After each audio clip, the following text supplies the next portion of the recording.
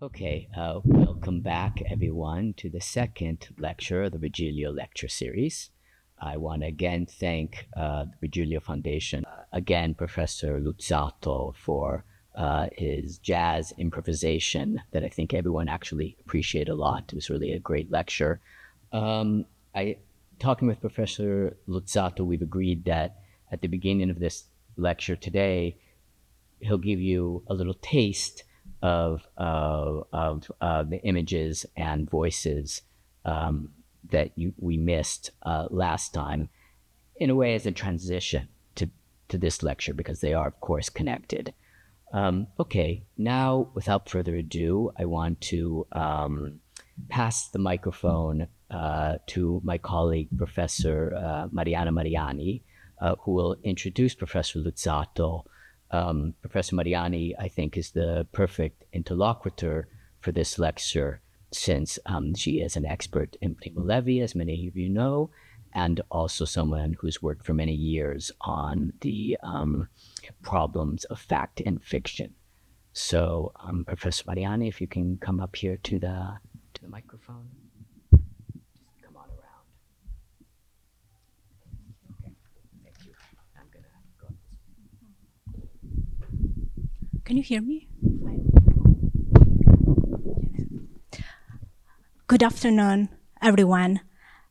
It's my pleasure to introduce Professor Sergio Luzzatto, who is professor and the Emiliana Pasca Noether Chair in Modern Italian History, at the University of Connecticut.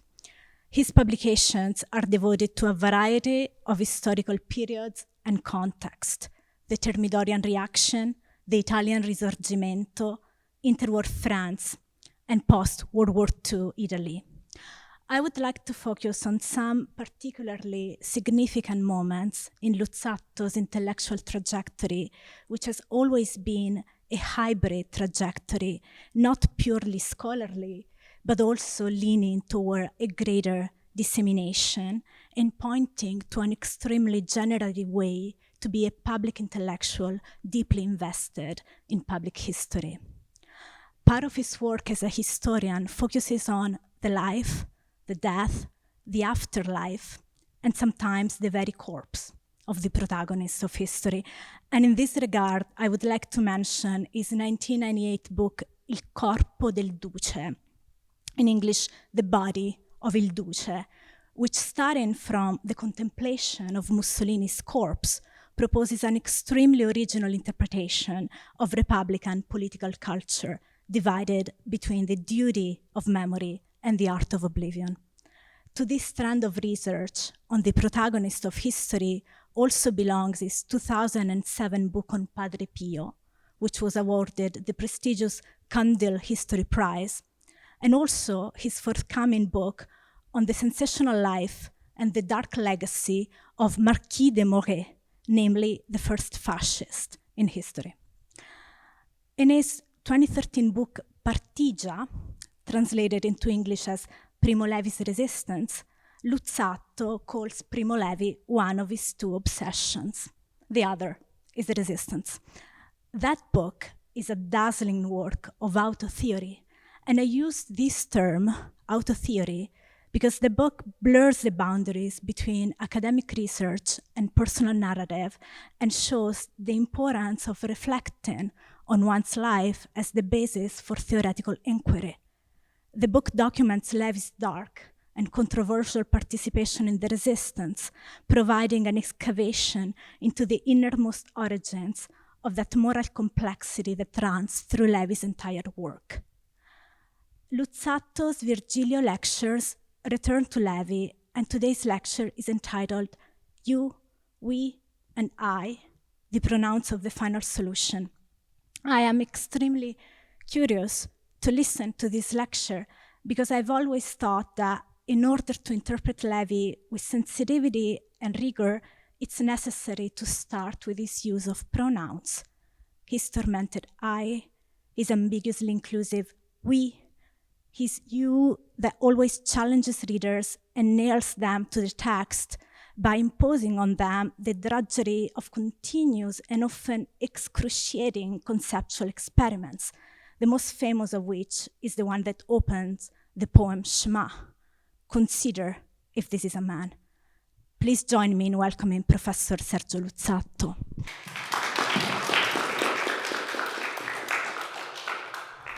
So thank you so much to Professor Steinberg and to Professor Mariani. I'm so honored to be here.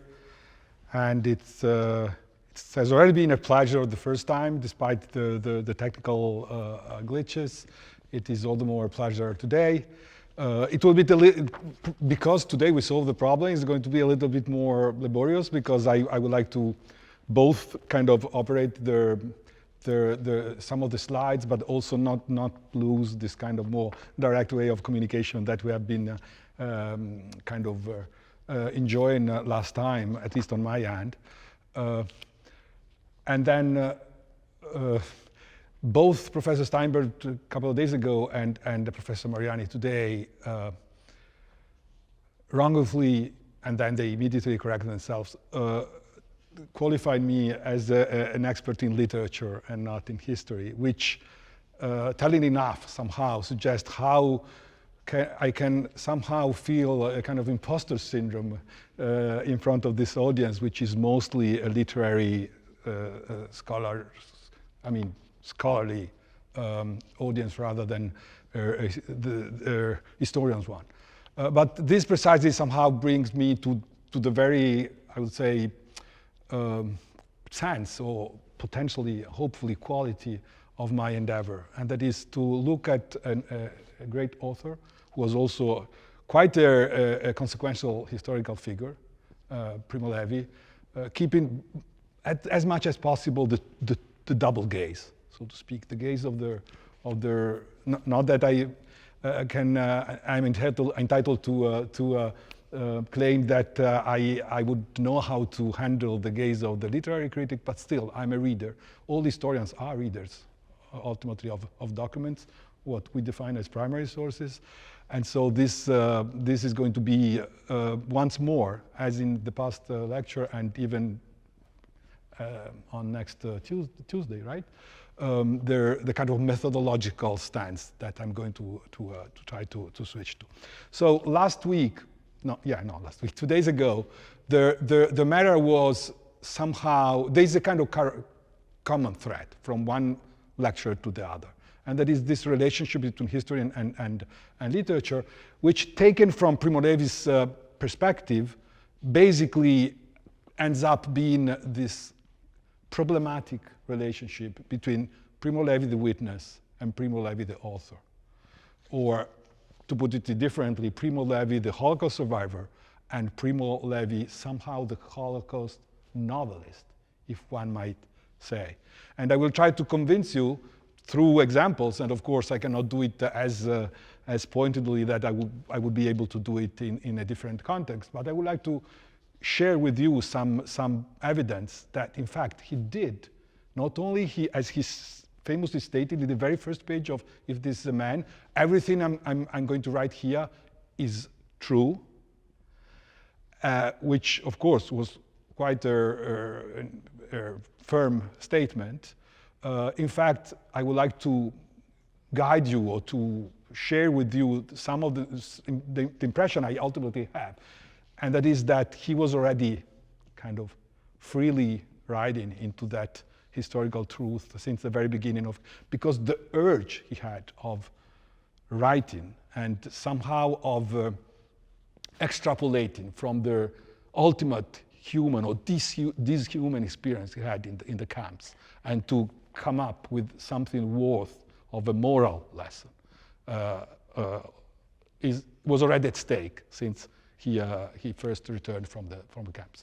So to a certain extent, this was already the theme of my previous lecture, because when I was insisting that there are at least two main characters among the inmates of the chemical commando in Auschwitz, with whom he shared the awful experience of being there, Auschwitz-Monowitz, and which was not technically an extermination camp, although it was so close to Birkenau. Birkenau was mostly and essentially an extermination camp.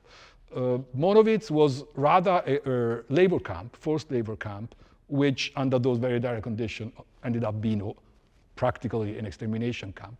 But they were working, and they were working for the benefit of this German plant in Poland called Buna. They were trying to come up with some synthetic rubber, and some of those kind of makeshift chemists in the lager were Primo Levi companions, both in the barracks, in the everyday life, and in this kind of technical undertaking.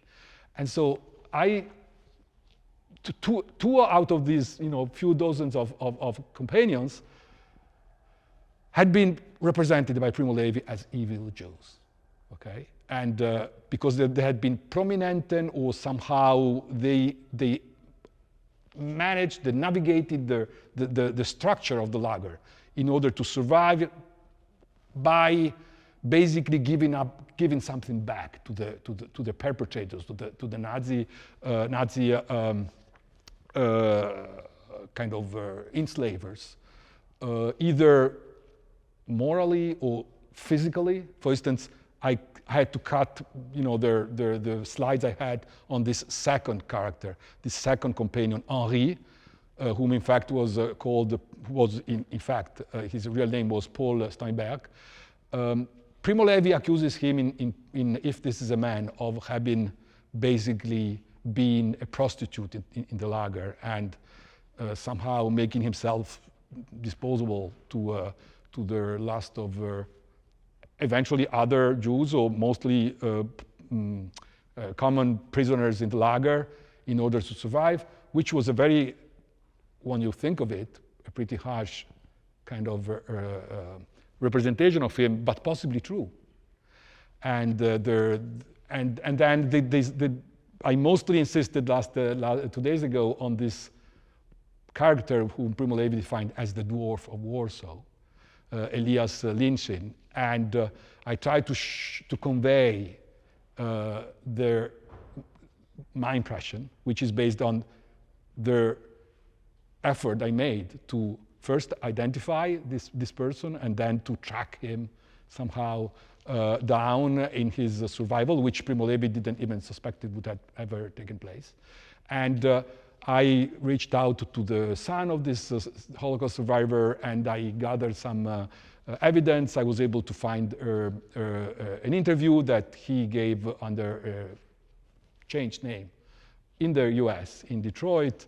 And and I was, if you may remember, I was trying to share the recording of that, and I would like to run it now briefly here, just to wrap up with what I tried to do last couple of days ago. And so I'm going from one of my missed slides to the other. And yes, I'm going to pause just a second here, because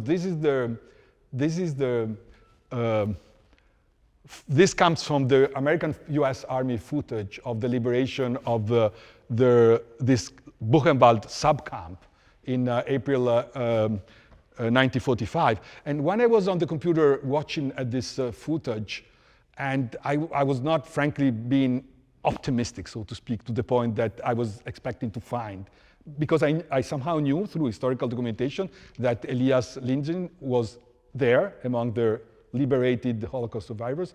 But of course, there's more than one, and I was not expecting the footage to having eventually portrayed the very character, the very person of Elias Linchin. But then there's this character, this guy who's short, and so because Primo Levi represents him as the dwarf of Warsaw, he's not the only short one. There's there are other kind of short, kind of Yiddish Eastern European physical types who look even shorter as compared to the American US Army soldiers and officials. And so mostly I was just wondering whether this person, who looks actually in a much better health than most of the other survivors, could ever be the very dwarf of Warsaw. And I had to keep with that pure hypothesis until I actually found the family. And I was able now, Google makes miracles. And so I was able not only to identify Edward Linson as being the kind of American post-war version of Elias lynching, but I was also able to track down his family and in particular his only son. And then I was able to talk with him over the phone, and he shared with me some memories, often pretty kind of difficult memories of growing up as the only child, not only of a Holocaust survivor at large, but of that very Holocaust survivor. And so I shared with you some of their quotes about him then being willing to answer to the blow that Primo Levi had given to him through his narrative with his own book, which ultimately he never published. By the way, not many carpenters, unfortunately, publish books. And so I was also inviting you to consider this kind of uneven, so to speak, balance or survivor's relationship between the illustrious chemist from the bourgeois family in Turin and the much more modest, socially and intellectually, survivor in Detroit. And so when I became kind of acquainted with Elias' son, as we historians tend to do, we are curious, and we are even intrusive, right? And so I asked them whether there was some documentation, family documentation, left in Detroit. And actually they sent me, because not only Paul Linson, but his wife, with whom I mostly actually exchange because Paul has issues. They were able to send me this 1945 card, which is an identification card which made Edward Linson as a political prisoner, which actually he used in order to get a visa to the States after the war. And now I wasn't able to put the two slides on the same slide, the two pictures on the same slide, but I did it on my screen. And if you look at the guy down there and at this one, I believe that we can be pretty positive about the fact that this is the same person. Okay, and so I will try to be as quick as possible because I would like then to move to the theme of today's lecture. But I believe, I don't know whether Mariana knows about that, I believe this is the only instance where we are able to compare one of the characters of Primo Levi's book with his actual face and physical and body, so to speak, at least as far as these Eastern Europeans and this kind of European Jewry war was concerned. Of course, we do have pictures of some of them prior to the war, but this is, to me, this is one of the moments where historians somehow can prove their value, so to speak, in terms of towards what literary critics do. Because when you think of it, is this guy the one I was showing here? Does he really match the description that Primo Levi was providing of him? He was a dwarf. I have never seen muscles like him. Under his scalp, the cranial sutures stand out excessively. The skull is massive and gives the impression. If we admit that this is the dwarf from Warsaw, which I think we can pretty much admit together, I think this shows almost in vitro to what extent Primo Levi was already making literature, okay? Because frankly, this doesn't look like the prophetic monster that he was talking about. And so he was very much somehow underscoring some of these of the feature of this character in order to precisely to make him a character and not just a person, and then eventually to make him a figure in the Dantean or Dantesque sense of the word. And so just briefly, I will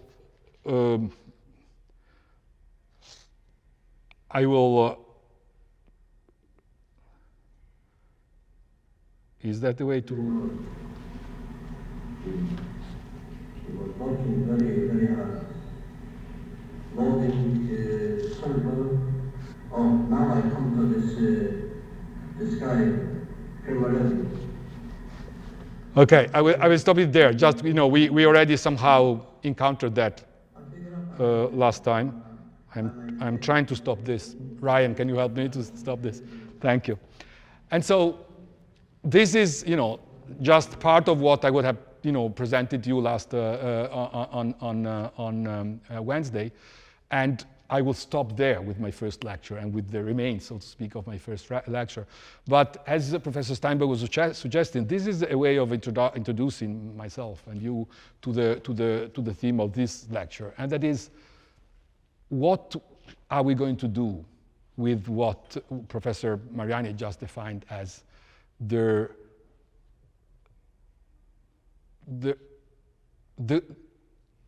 subject, so to speak, of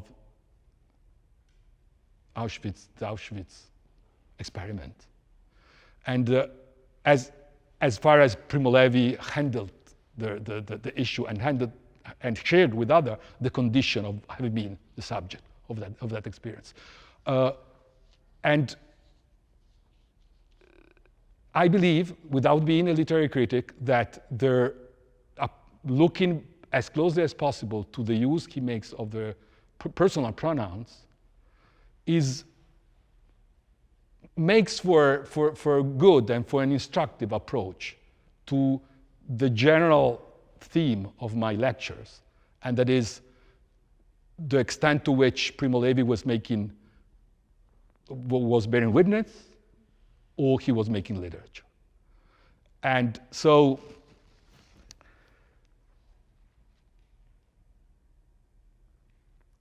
there's this paradox I was mentioning last time, and that is, how can we accept the idea of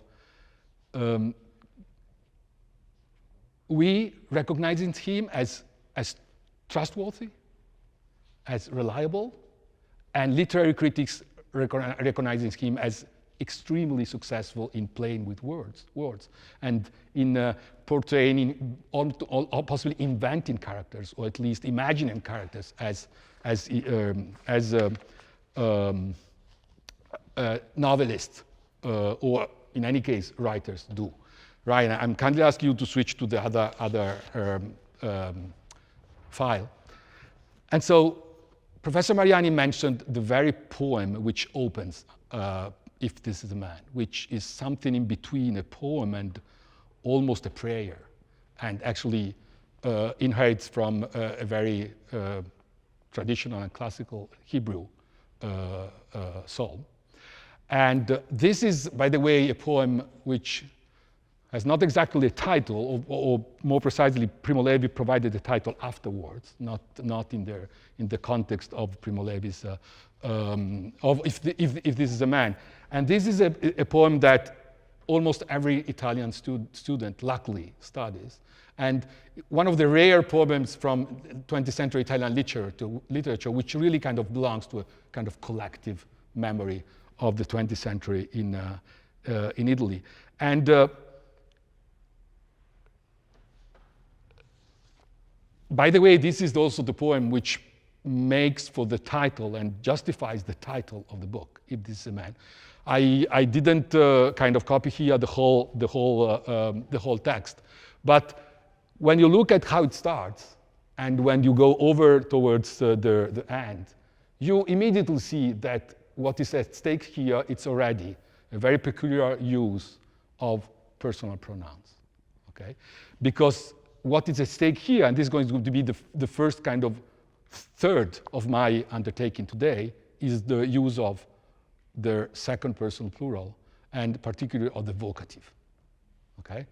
And so this is, which by the way also brings us immediately to Dante and to, and the way Primo Levi actually used Dante, or somehow tapped into Dante in order to provide a modern, not only a modern narrative of hell, but a kind of renewed attempt at being the kind of masterminder of of this lay,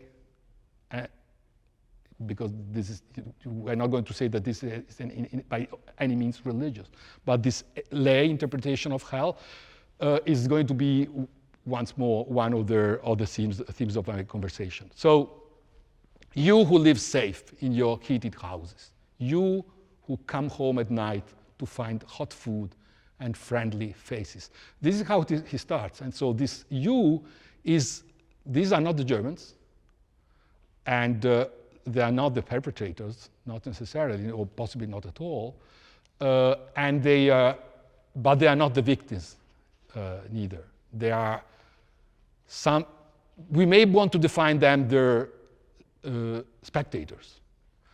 Actually, the most influential history book on the Holocaust possibly ever published, or one of the most influential, was published by German-American historian Raoul Hilberg in the early 90s.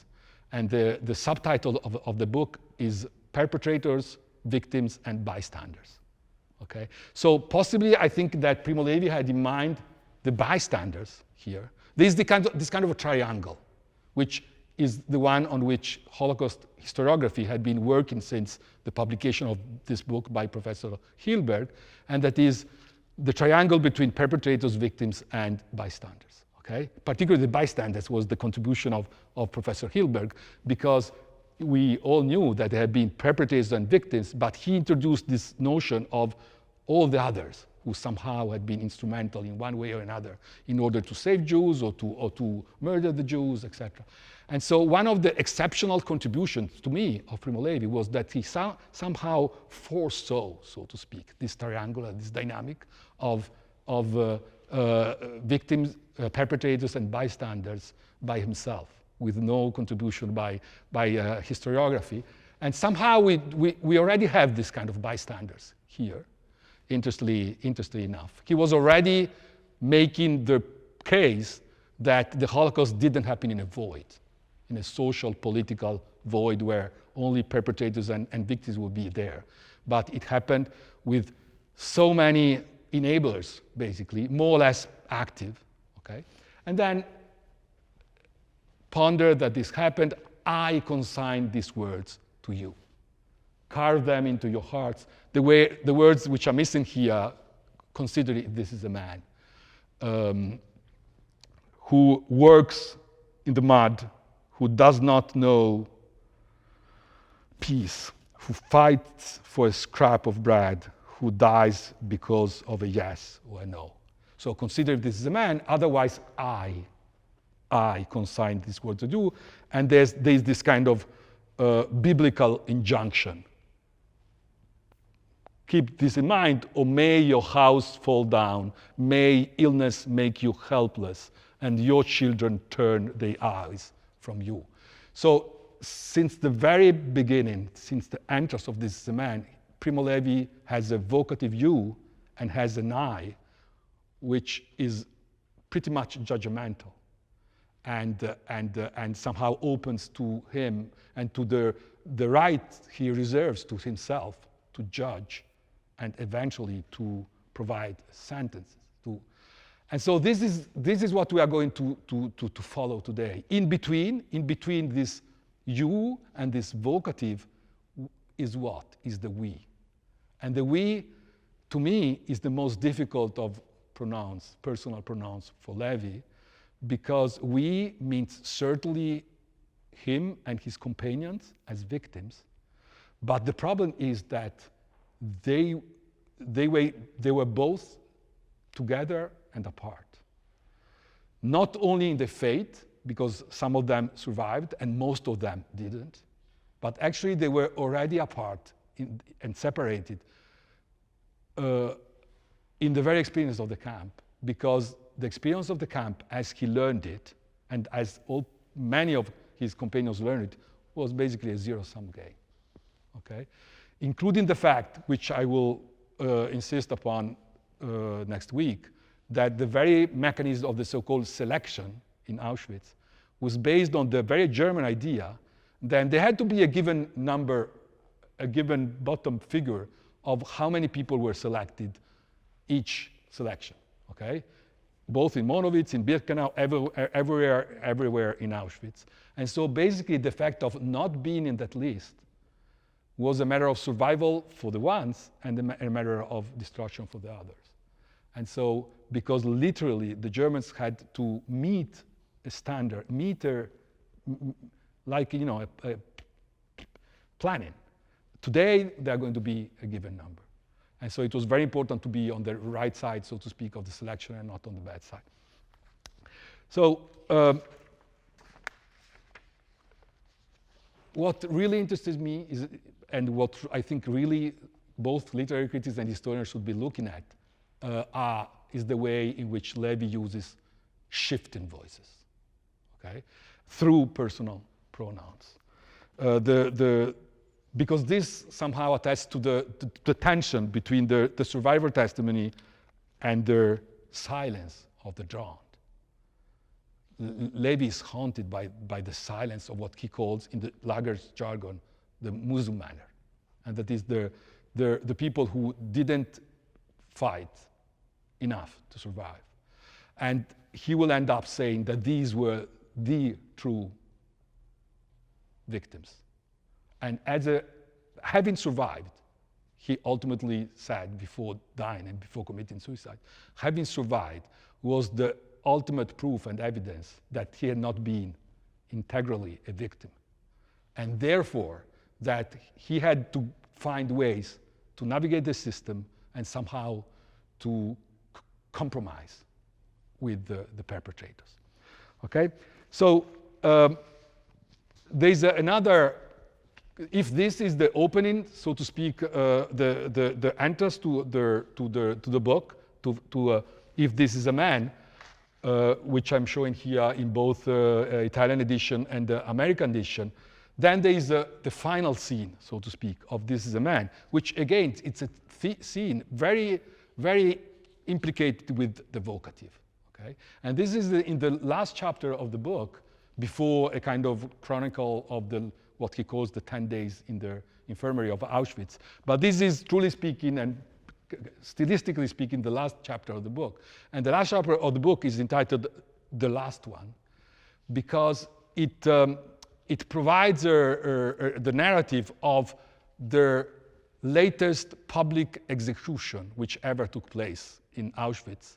And actually the victim, according to Primo Levi, was one Sonderkommando Jewish member, the Sonderkommando being the people who were in charge of gassing, through the fake showers, etc. So inmates who were asked to work at the extermination of the Jews, and who were asked to do this for a given amount of weeks, and then were murdered themselves, in order precisely not to become potentially witnesses of the horror. And so he is telling here the story of the last of the public hangings to which inmates were asked to execution they were asked to attend on the Appellplatz of Auschwitz. And according to Levi, the last resistor, basically, the last fighter, one of the very rare one in Auschwitz, who had tried to push the Sonderkommando members to a revolt and had been discovered and then sentenced to death penalty and executed through public hanging. According to Primo Levi, he said in German, "Kameraden, ich bin der Letzte." Comrades, I am the last. And then you have this very impressive page by Primo Levi, which once again goes somehow from the I to the we. And I'm not going to be able to read everything here, because for time reasons. But this is a very, very impressive page where basically he says that he wished that the audience of the inmates would have reacted to that ultimate cry from the Jewish Sonderkommando victim. And in fact, they didn't, with the abject flock. And we remained standing, bent and gray, heads bowed, etc. And then he goes on to basically, he has this very impressive vocative at the end. And this time the Germans are at stake. You Germans have succeeded. Here we are, docile under your gaze. From our side, you have nothing more to fear, no acts of revolt, no words of defiance, not even a look of judgment.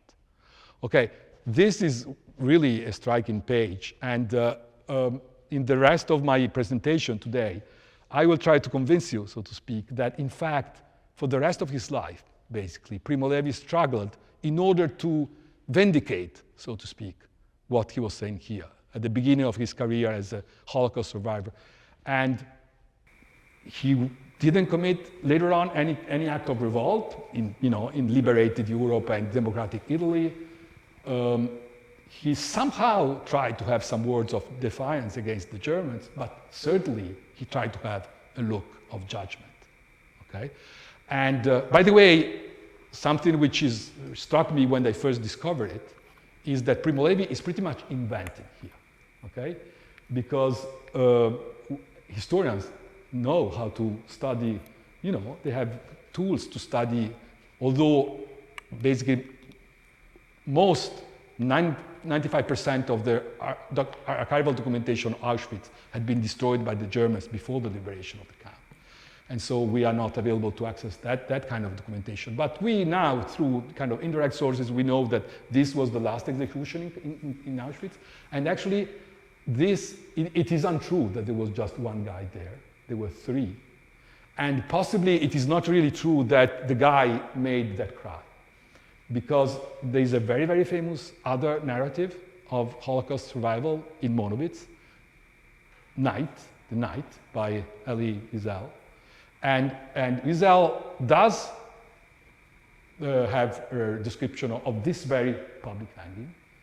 And he talks about three, executed inmates, and he relays to the best of his memory what they said, and none of them ever said that. Okay, so this is it's kind of strange that no scholar ever made the comparison between the description by two of the most well-known Auschwitz survivors, and that is Wiesel and Levi. I did, and so this somehow allows me to question once more which kind of use was Primo Levi making of his very experience in Auschwitz.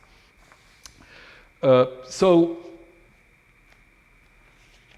I just said that to me, what he tried to do for the rest of his life was, if not to anymore, to revolt, which he didn't do in Auschwitz. And by the way, this became one of his problems, having been so passive in Auschwitz.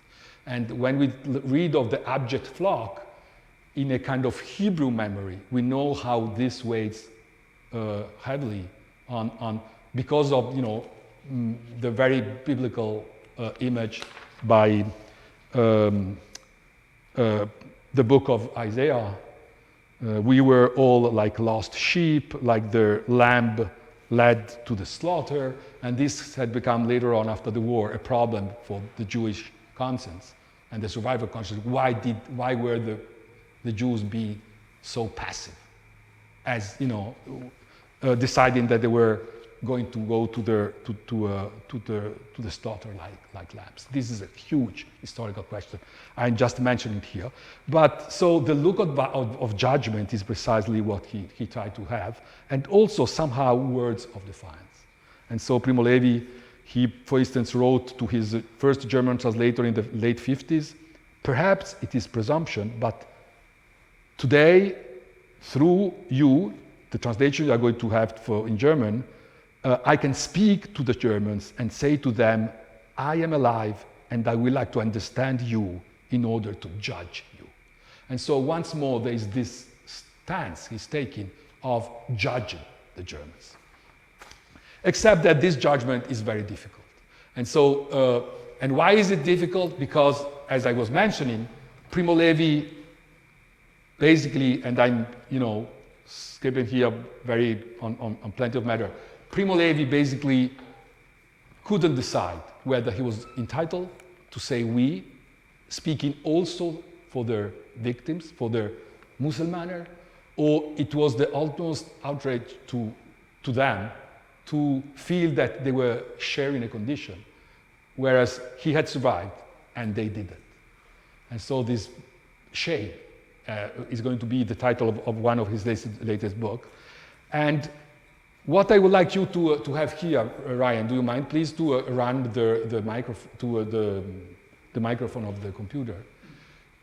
Primo Levi, there is an unpublished interview in English that Primo Levi gave in 1972, and it's strange that it's still unpublished nowadays, even after the publication by Einaudi of the what was supposed to be the complete works.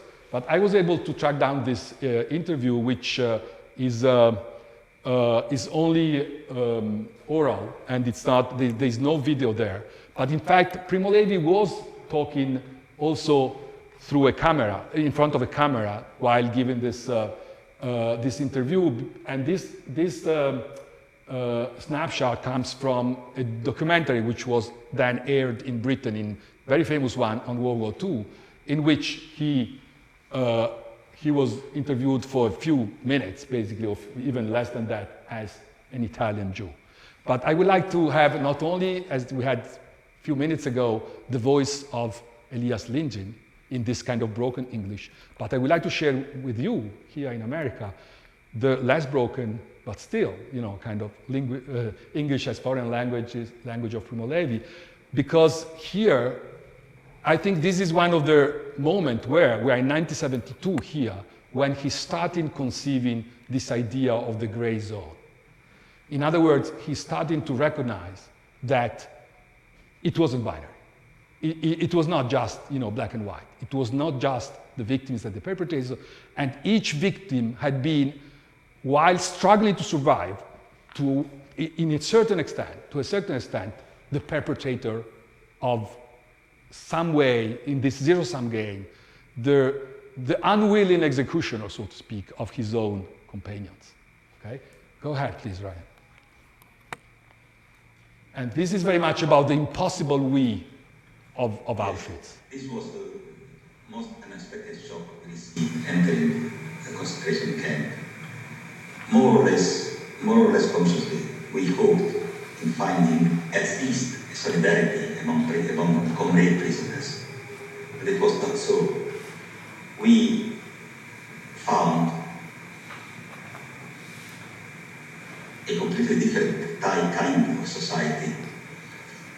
Everybody was the enemy of the other. It was extremely rare to be able to have a friendship. I did so. In fact, my need of human contacts was so strong. I was very young at that time. My need for human contact was so strong that I succeeded in having some friends in the concentration camp. And this was no doubt a factor of survival for me. But generally it was not so. Everybody had to fight his battle alone, not only against the camp, but against the comrades themselves. And it was extremely demoralizing to be compelled to watch your bit of bread from it being stolen away from your neighbor in the bank. This was terrible. So, quite some words, right? And it's really surprising that they are still somehow to be found and to be used and by scholars, because they are unpublished and still they are there online. Everybody was the enemy of the other. Okay, this is going to be exactly the formulation that he's going to have in a later poem, Partigia, and actually he's going to apply this to the resistance. But ognuno era nemico di ognuno. And so, which by the way shows something I have been studying in the book that Professor Mariani was kind enough to mention, and that is that Primo Levi had kind of two traumas, so to speak, in his life. Not only the one of the camp, but also the one of the band and the resistance. But this is another matter. So I hope that you would agree with me, based on a quotation like that the problem of Primo Levi was that he couldn't say we. without having second thoughts about what this we meant.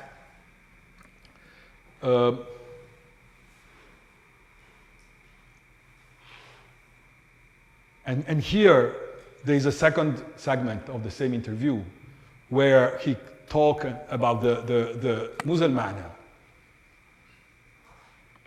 and of the evil Jew, basically, on the prominence, and the way they were the two opposites. But the problem to him and to us somehow is that in his way of presenting this, both were Jews. So the Jewish victim could be, on the one hand, the Muslim, and on the other hand, the prominent Jew. And to a moralist, as Primo Levi was, this was the problem. And that is, how could it ever happen in 20th century, the 20th century, from the most civilized nation on earth, that they would be evil to the point that they would transform their own victims in perpetrators. And so the third standpoint of my reflection is going to be the one of Primo Levi judging. Because Primo Levi repeatedly said that he was not judging and that he was kind of refusing to judge. And somehow scholars took him at face value. And when you read most of the scholarship on Primo Levi, you would find there, not out of ignorance, because of course scholars know that very well, that he had been writing somehow a Dantean poem, so to speak, in prose of the Holocaust. But it is often the case that scholars take Primo Levi at face value because they admire him, we admire him so much that we think that somehow we become,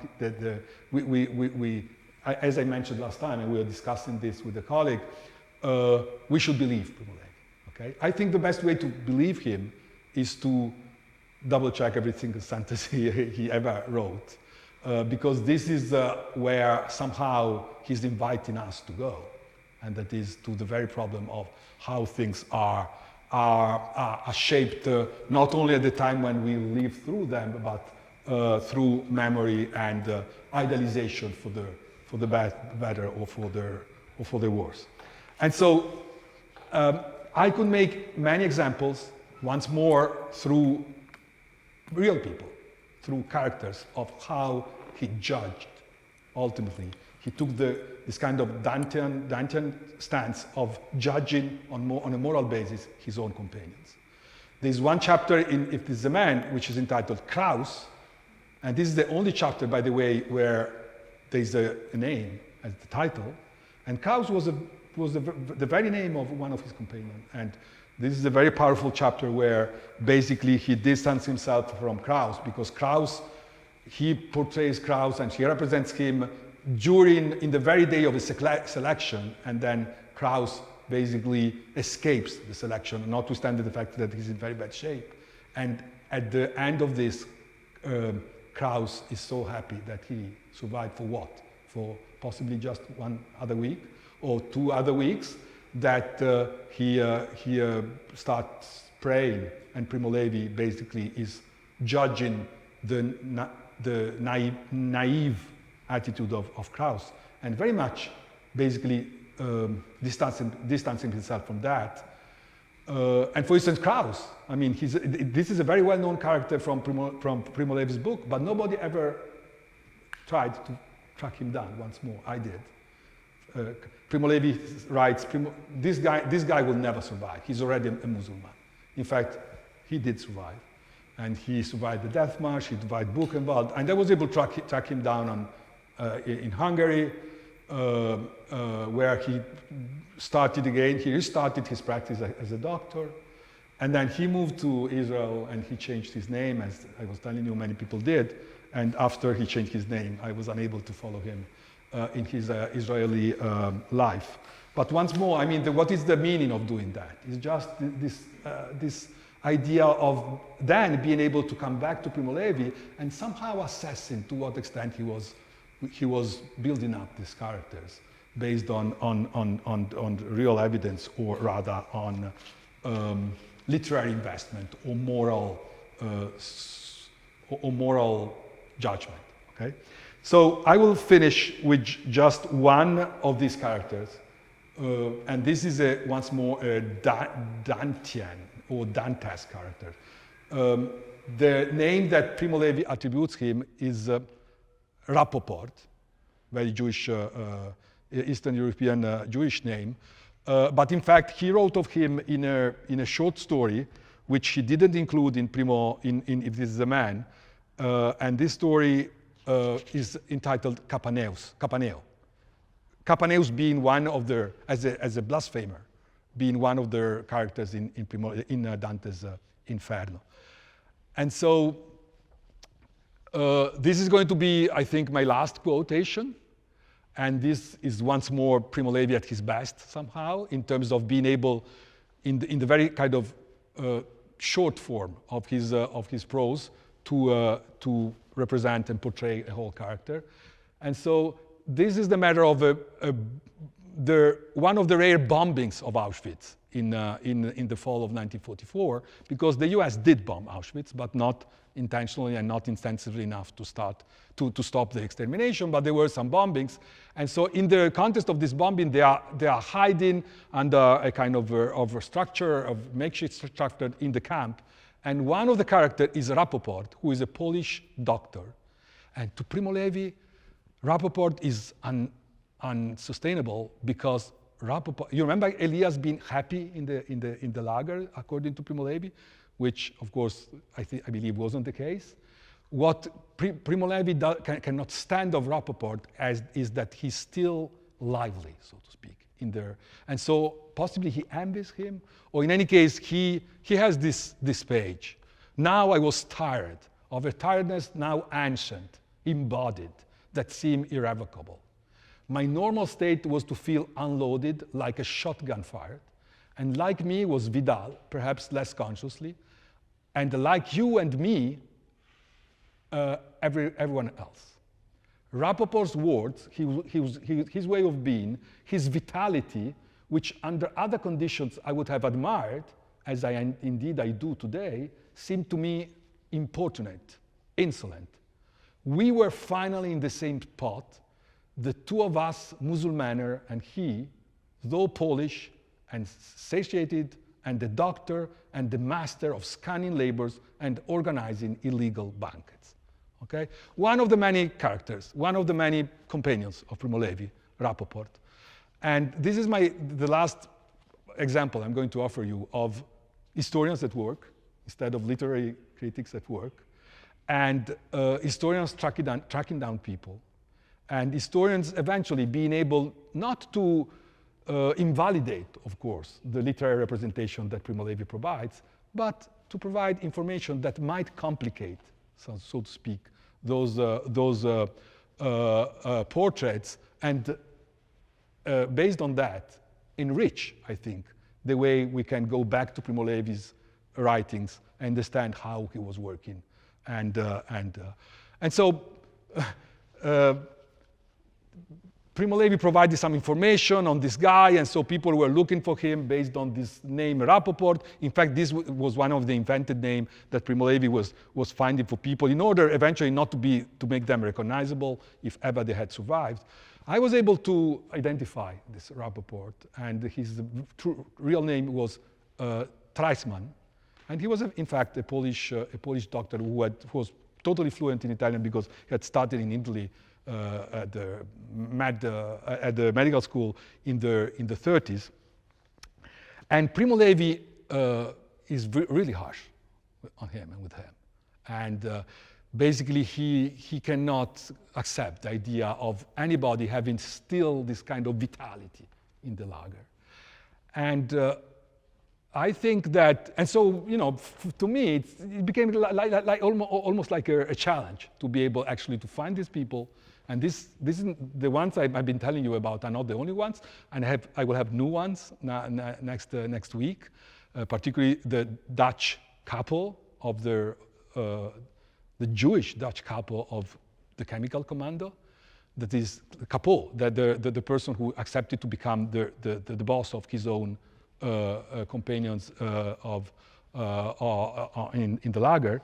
But in the case of Capaneo is actually, what he goes on by telling here is that he was so vital that under these bombs, and when, visibly they were possibly going to die under the bombs, or in any case to die in Auschwitz, Primo Levi says that Rappaport, that is Teichmann, said the following words: if in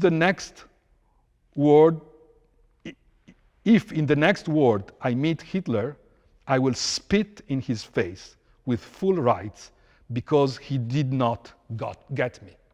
Okay? So Capaneo, Rappaport, is vital enough to spit in the face of Hitler and to be proud and brag about the fact that Hitler didn't get him and didn't have him. Okay? Now, Primo Levi, after his return to Italy, was inquiring about Teichmann as much as other companions, and he figured that Teichmann didn't survive. And so he wrote in this short story, which he later collected in Lilith and Other Stories, okay, I take the responsibility of making the literary survival of Rappaport possible by telling you this story. Okay? And so he didn't survive, but he said, Primo Levi said and wrote that he had a photographic memory of Teichmann. I believe that, and this is going to be my last point, because I hope that we'll have at least 5 or 10 minutes of an exchange. I believe that it's almost a moral duty for historians, if not for literary critics, not to stop there, and we are surrounded now by Holocaust memorials. And the very idea of having these names written down, I will show you on Tuesday one of these memorials in Paris with the names of the survivors. Somehow I believe that historians have the same kind of duty, and that is to match a literary portrait with a face, if possible, as in the case of Elias Lyngens. Independent from the fact that some of them survived and some didn't, but I think it's ultimately historians can serve this purpose, and that is to bring life back in one way or another, particularly as far as such a terrific history or story is concerned. So this is going to be my last words, and I'm going to quote Primo Levi. I have reason to believe that Rappaport did not survive. I esteem it my duty to execute the task that he entrusted me, and that is to tell the story of him spitting at Hitler. Okay, so I was able to then identify Rappaport, Teichmann, and I was able to find his record at the University of Bologna, where he was a student in medicine in the 30s. He didn't survive. He survived the death march. He survived Buchenwald. But then he was sent from Buchenwald to Dora Mittelbau, which was a camp in northern Germany, where tuberculosis was endemic together with fever, typhoid fever, etc. And he died few days before the liberation, as so many survivors. They died few days before the liberation of the camps, out of illnesses and not out of the gas chambers. But then what did I find, which I found really moving, and I would like to share with you as my latest, as my last slide. I found in the Bologna archives this letter by the brother of Rappaport, and that is Teichmann, okay, who, having made Aliyah, that is, having migrated to Israel, to Palestine, Mandate Palestine in the 30s, was able to survive the Holocaust and the destruction of the entire family. And so he, with a very kind of broken Italian, which evidently he had been assisted in writing, and which now I have translated here on purpose in a broken English, in order to maintain that kind of taste of his undertaking. The brother of Rappaport, the brother of the guy who had spit in the face of Hitler, and then didn't make it, is writing to the offices of the Bologna Medical School. I be very much thankful to you if you can give me some information from university about my small brother. Ariel Leib Treistmann. He was student in Università de Bologna, medicine faculty in year 1938-39. After Germans come and take like Polish, he go to concentration camp. I want to get one paper from university to say he was really student in that time. Now I stay alone, all families no more. This paper, and maybe picture if you have, will be nice memory for me of my brother who is dead. I wait for your answer. I thank you very much for that. I can pay all what is need. Isn't it this moving and emotionally very, very strong? And so I was reading this letter after having found it in the archives, and I was thinking, yes, Primo Levi had a photographic memory of this guy. Too bad we contrary to the case of Elias Lindis, which I can now portray in my own mind, too bad we don't have this photographic image of him. And in fact, the reason why we don't have it is the following one, and this is the very, very last slide I'm going to show you. And this is the university transcript of Rappaport from the University of Bologna. Treistmann, Ariel, Leib, and so what we call the libretto universitario, where his grades would be written from the professors. And look at here. This is empty, and the picture, the photograph of Ariel Treistmann evidently used to be there. You can see that it had been taken away. So a very kind official, a bureaucrat in the University of Bologna, took that picture out and sent it in Israel to the brother of Ariel Treistmann, in order for him to have at least that photograph of his brother. And so ultimately, I think of myself more or less as that kind of bureaucrat who tries to 80 years later, 90 years later, to find photographs, to find descriptions and representation of people, and to bring them back. Somehow vindicated even Primo Levi's too harsh representation of some of his companions. Thank you so much for your attention.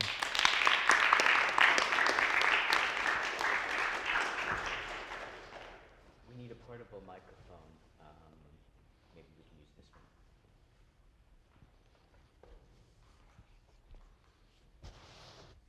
Thank you for that powerful lecture, powerful presentation. We do have some time for questions. I'm not sure where we want to start. Do you, Mariana, already have something? Okay. Thank you so much. This was wonderful, truly. And I was really struck by that interview that you found in which Primo Levi is reflecting on the impossibility of solidarity, of friendship in the camps, and ultimately the impossibility of saying we, right? But in This Is a Man, there are many we's, there are many noi that Levi uses. I'm thinking in particular of a sentence in which he says, "Noi siamo la fame, fame vivente. We are hunger, living hunger."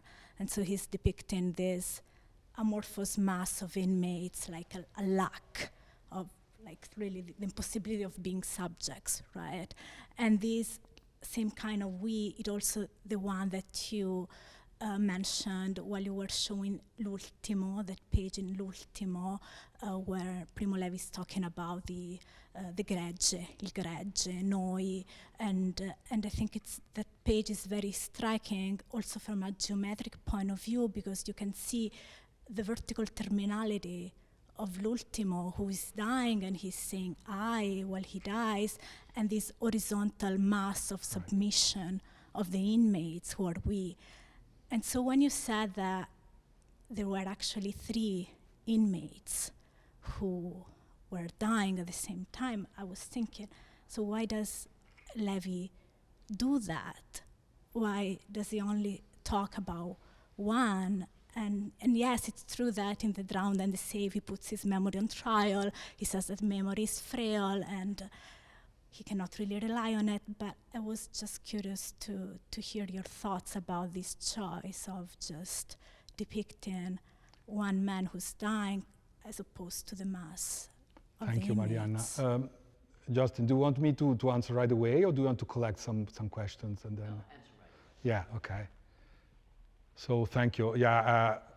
The only answer I will have is that I don't know, but I believe that he decided that it would be more powerful to single a person out instead of having more than three. It would be very easy, but possibly very cheap also, to think that somehow there's a kind of, we are, how do we say, Holy Friday today? Good Friday. Good Friday, I'm sorry, Venerdì Santo. So of course, we may think of, the crucifixion and the Golgotha, etc., and i due ladroni, etc., and we may want to think that somehow Primo Levi, coming from a Christian culture, as at least as much as from a Jewish culture, was interested in having, in focusing on one guy instead of three in the public hanging. But I think this would be almost a shortcut. I think that what is mainly at stake here, by the way, maybe Elie Wiesel was inventing. We don't know. Actually, according to some of the archival records, there were three. So my understanding is that Elie Wiesel was telling the truth, so to speak, and Primo Levi wasn't. Okay, but I believe the whole scene of the last one, even the very title, the last one. I mean, when you think of literary tricks, like I believe we can agree that having a title, The Last Ones, it would have been less powerful than a title, The Last One, at the singular of at the singular. So, yeah, if I may jump on that, so to speak, in order to build a further argument, and I'm sure, Mariana, based on what I know of your research, that I'm sure I trust that you agree with me. We want to be as proactive as possible when we approach a literary text, okay? Which is, of course, is a very general statement. But Primo Levi is so persuasive, so convincing, so intriguing, so incredibly powerful that the reason why I believe we tend to take him at face value is that this sounds so real. And so then we, instead of questioning, so to speak, with at least the very modest tools that historians have, we tend to, and then we can decide that, so what? So what? I mean, does it really change that if there were one or three? Is Primo Levi's page going to be less powerful just because a petty historian found out about them being three instead of one? No. I mean, Primo Levi and that page is as powerful as ever, notwithstanding the historical circumstances of what he's representing. But I think this might be of use in order to get to a better understanding of how he was working, right? The same idea, the portrait of Elias Lindsit, who cares whether he was, a monster, prophetic monster or not?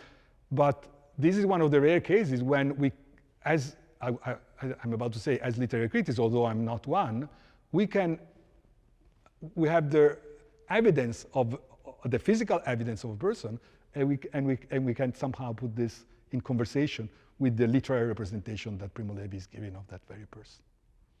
I don't know whether I answered your question. Thank you, Justin. Another question?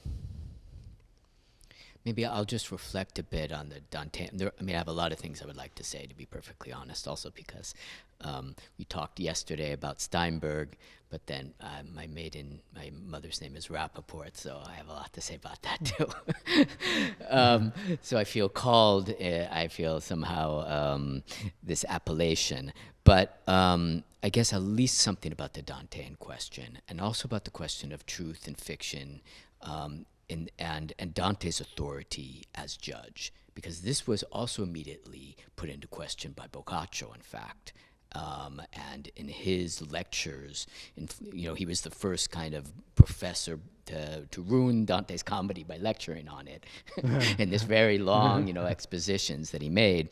But one of the things that he says is that, he cannot know, of course, why these people were, if they were really saved or damned, and in that way, the Divine Comedy is a fiction.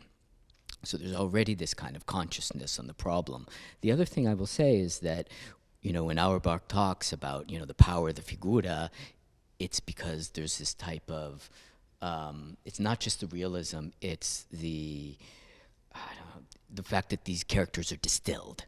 And they're distilled because they're speaking from beyond the grave. And one of the things that is troubling about Levi's conviction that that he's speaking for these people who are now speaking from beyond the grave is that their power, part of the power is that he's speaking for them, and they're not around. And I find it troubling that some of them were around. Exactly. So I just wanted to mention that. Thank you so much, Justin. And of course, I agree. And this was, by the way, the very kind of moral sense of my previous lecture, and that is to pause a moment on the very fact that not all of them were murdered in the Holocaust, and some of them were there, and some of them became the readers of Primo Levi's book, and some of them reacted. And something I couldn't mention last time from my slides was a very formulation by Primo Levi, where he says in an interview, yes, in fact, some of my companions, when they write me, they do not recognize themselves in the way I'm representing them, and some of them protest, and they basically they push back from, and he, interestingly enough, he defines this as the Pirandellian rebellion of the characters against the author. And then one of the slides I couldn't show today was from one of the most famous poems by Primo Levi, The Survivor, and which he wrote in the early 80s. And there's another kind of Dantean, actually there, literary exact quote from Brancadoria, who is one of the characters in the Inferno. And it's very interesting the way he used the apostrophe, do you say, l'apostrophe di Brancadoria, and he appropriates, so to speak, that apostrophe as a Jewish and Holocaust survivor. But I don't have the time to go over that there, but I really invite people interested in doing that, because to me, the reason why he's using that character has to do with the fact that as a resistant fighter in Italy, in the very small band of Jewish partisan fighters, they had murdered themselves, a couple of young folks. And so this was basically the subject and the matter and the topic of my previous book on Primo Levi, the fact that Primo Levi and the issue of being, the issue of evil not being binary, came to him as really the moral trauma of his life, not only by the experience of the deportation and what we have been kind of discussing today, but also from the experience of the resistance, where partisan fighters not only killed the enemy, the Germans, but eventually, for whatever reasons, they had sometimes to kill their own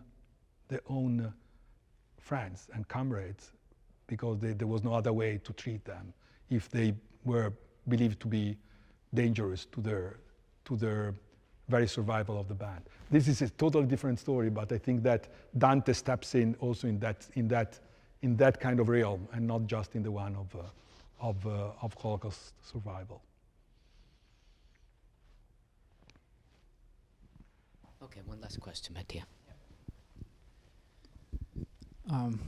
Thank you for the presentation. I think it's really interesting, and it raises some really crucial questions, not only in history, but also in the literary field, that is boundary between truth and fiction. Today I was reading the introduction to a work that you're surely familiar with. Is The Apology for History by Marc Bloch. And there is this sentence where he is talking about Alexandre Dumas, and he says he is a novelist, of course, but maybe he was a potential historian before history was actually, like serious discipline in some sense. And he says, the readers of Alexandre Dumas aren't, maybe are just like historians in power, like in potenza, en puissance, to which only some method, which only lack some method, and they lack something that is a pleasure, that is purer and maybe more acute, the color of truth, la couleur vraie. I really like this expression because it is in some ways ambiguous. Of course, Bloch is saying that history relies on an epistemology of truth. He's trying to search for the facts, but what is a color exactly? Like, how do we define the truth of a color? So what I'm really curious is, just you're doing something, our reflection is really similar to what Bloch was doing, trying to find the facts behind the novel, trying to find the truth, the historical truth behind the narration. And it is a question about methodology. I would like to know, like, coming from somebody who doesn't really read history books almost at all. I studied fiction for the most part, or theory, but not history. How is a project like this received in the current academic environment, in the current researches on history? How do you position yourself as a historian when you write a paper of this kind? Mattia, right? Yeah. Thank you so much, Mattia. By quoting Marc Bloch, of course, you almost embarrass me, because this is arguably the most authoritative and original and inventive historian of the 20th century, and the comparison wouldn't make any with me. It wouldn't make any sense. But your quotation, which I didn't recall and which it's very powerful, reminds me of something which was also in my notes. And that is a wonderful definition that Primo Levi himself made of his memory of the Holocaust and of Auschwitz. At a given moment, he says, and he puts this in quotes because the word was relatively new and certainly didn't date back to the times of the Auschwitz. He says, my memory of the Holocaust is in technicolor. Okay, and so the kind of technology which made colors possible on TVs, etc. And so it's interesting that you were talking about the la couleur vraie, because somehow Primo Levi was also deeply involved with the idea of being able to, so to speak, to project the images and the memory of the Holocaust, not on grayscales like most footage of World War II times, but in Technicolor. And then, as far as how is my methodological undertaking received from current scholarship, I don't know. I suspect that I'm not very liked by some Primo Levi's fans, which is, to me, almost, how should I put it? It's more a problem for them than for myself, to put it bluntly. Because I don't consider this kind of undertaking to be, by any means, not disrespectful of Primo Levi's heritage or memory. I think that what we really want to do is, as I try to do even today, to recognize its limits. How can this ever take something out of Primo Levi in terms of recognizing his moral stature or the quality of his writing? To me, this is something I can not really understand. So I can easily take the objection that this doesn't bring us much further. I don't know. Literary texts are there, and then you guys work on literary text in whatever way, and I'm not capable of doing that. But because Primo Levi has not been studied almost at all by historians, I have this kind of almost unfair competitive advantage. I'm the only historian studying him, okay? And so based on that, I was also able to dig out from archives some new stuff, including the one on his By the way, that other one, the fact that they killed 2 kids, literally, a 17-year-old and an 18-year-old companion in the resistance before being deported to Auschwitz. Him and the person who were fighting with him in Valle d'Aosta, not even fighting, because these were the beginnings of the resistance and they were not fighting at all. But the fact that Primo Levi was instrumental in judging and sentencing to death a couple of kids of his own band, to me, is huge. And when I published that book, Partigia, which Professor Mariani was nice enough to quote, to mention, and which has been translated in English into English several years ago. When I wrote that book, basically I became anathema. How do you say? Anathema to plenty of Primo Levi scholarship, because actually they were claiming that I was basically shooting at the monument. But interestingly enough, the trigger to that very research came from Primo Levi himself. There are 12 lines in his memoir, the most autobiographical of his writings, The Periodic System. There are 12 lines where he says, tells the story of how they were arrested, and he says, when we were arrested by the Italian collaborators of the Germans, we were totally destitute and almost like in that page on Rappaport, like an unloaded gun, etc. Because we recently, few days before that, we had to execute a death sentence towards our these are just few lines. And I am kindly asking you to trust me when I say nobody ever picked those 12 lines up before I did, 15 years ago. Basically, there is Primo Levi saying that he was destitute and totally, lacking any mean of further resistance, the Germans and the Italian collaborators of the Germans, because they had killed somebody a few days before that. And he's saying that. And I found this incredibly courageous and brave in 1975, when everything was binary in terms of rethinking the resistance in anti-fascist terms in Italy, etc. He literally comes out from this kind of historical closet saying, we killed somebody. And nobody ever, until 15 years ago when I started doing that and ultimately I published that book, nobody ever dared or took the very almost simple undertaking of asking themselves, what is he talking about? And I was able, in that case as well, to identify those 2 kids, to find the families, to find the pictures, to find their letters, and to give a name to these 2 kids, which had been killed by Primo Levi. And actually, I was able to talk with one of the Primo Levi's companions in the band, who was very old at that time, and I think was the very guy who shot at them. So Primo Levi was not, materially speaking, the person who, but he is saying we in that very page, saying we had been responsible for that.